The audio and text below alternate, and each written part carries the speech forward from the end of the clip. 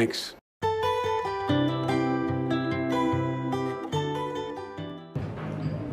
Мен Ертемір Азамат, 1994 жылы Ақтөбе облысы Ойыл ауданында дүниеге келдім.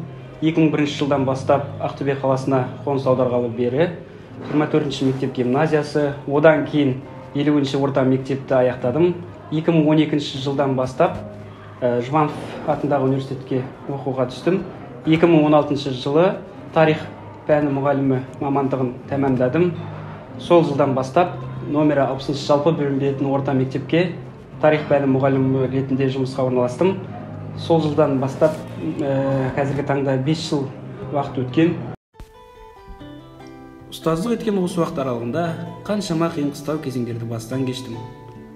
Ұстаз тек үйретіп қана қоймайды, сонымен қатар үйренуші де, ізденуші. Ұстаз мейлінше жан-жақты болу керек деп санаймын.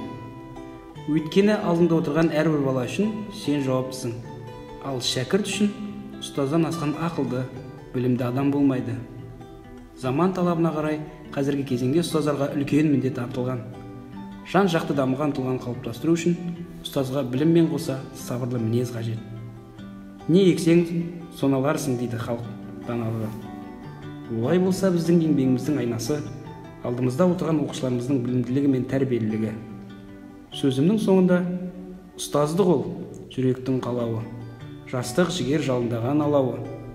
Ұстазынан шәкірт осса бір бақыт, міне осы жаңа заман талабы.